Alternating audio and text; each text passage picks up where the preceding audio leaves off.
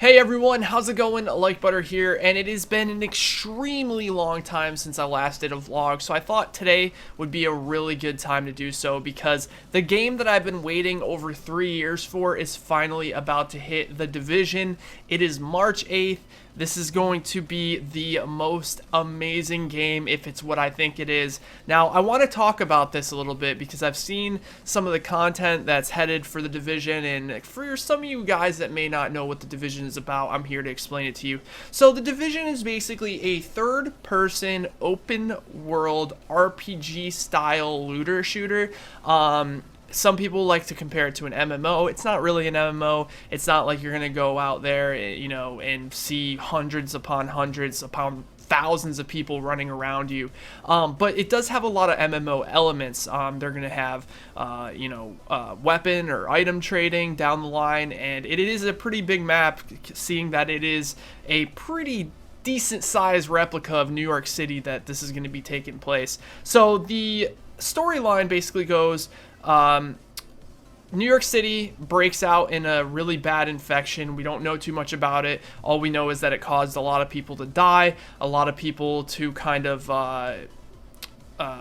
lose their lives. But not only that, it emptied out New York City. There's not many people left, and the people who are just, citizens and people of certain divisions, I guess you could say, or different factions.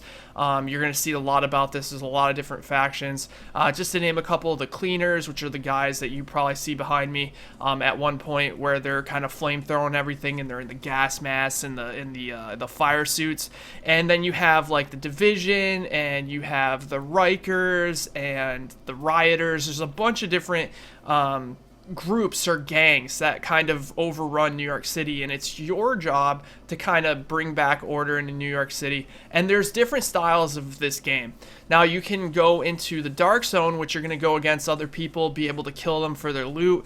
You can go rogue and gain currency by either killing AI or surviving manhunts, and a whole bunch of stuff that you're going to be able to do. Now the max level as of right now is level 30, but once you hit level 30, a whole new difficulty level on these missions are going to unlock. Now it looks like we're getting about 29 missions on the start of the game, which is insane considering the beta only had like 2 or something like that, not very much. So they have a lot of content. Now I think what this is basically Ubisoft saying, okay, listen, we messed up with Watch Dogs. Ubisoft doesn't have the greatest reputation, but I think what they wanted to do was make sure that they did The Division right. And I think this is why the game got pushed so much. It was supposed to come out in 2013, it got pushed to 2014, then it got pushed to 2015, and finally, after being pushed to 2016, we're finally getting the game. So I think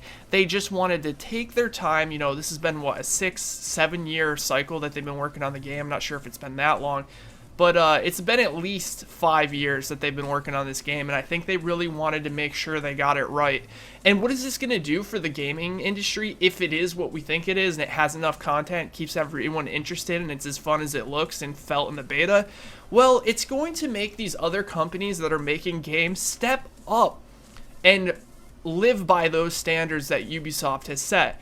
Now, I can't tell you how important it is for a company to step it up and say, listen, we're going to dump a little bit more money in this and make sure it's done 100% perfectly before release. Because what's happening is companies are starting to release games unfinished and kind of just like, oh, well, we'll fix it later type of thing. And then what happens is all the money's made in the first couple of weeks that the game's out. And then people find out it's a pile of shit. And then, the sales start going down, so the developers lose motivation and want to work on, or move on to the next game instead of fixing the one that they didn't initially fix or finish in the first place. So I think by a company like Ubisoft stepping it up and giving us a lot of content in a game that feels like we're getting our money's worth, and it just looks, to me, it looks like a third person 60 FPS. and just more content, like Destiny style game. I don't like comparing it to Destiny because I wasn't really that fond of Destiny, although a lot of people out there really like it and play it every single day, even today. But it looks like the same style that Destiny is. It's basically just a looter shooter RPG style game. You go around with your friends and you can group up and you can go in the dark zone, which you're gonna play. Like I said, you're gonna play against other players and be able to get loot and like you can get really good weapons and then kind of farm people in there and get money, and then you can buy stuff from vendors that are around the map. Also, there's been talk and some proof about them extending the map even further upon what it is now. I think that was common knowledge, but somebody found in the files of the game that they have some Brooklyn files in there too, so it looks like they're going to be opening Brooklyn in DLC, which is huge. So basically you got this big portion in New York City, and as DLC goes and as time goes on, if the game stays popular and it's a success, they're going to continually extend the map further and further until eventually they want it to be 200-man servers on at one time, which is it's amazing. I really hope that this game, as good as it sounds and as good as it felt in the beta, it felt fantastic. I'm so excited for it. Finally, after all those years of waiting and being disappointed of it being pushed back, it's finally time, guys. So I want to share something with you really quick before I let you go, because I know the Division's going to be out a little bit after this video. I don't want to hold you guys here too long.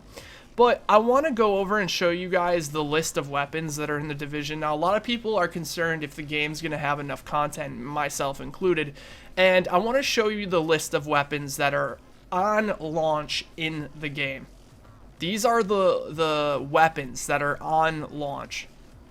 Alright, look at this. I'm going to scroll up and scroll down so you guys can see.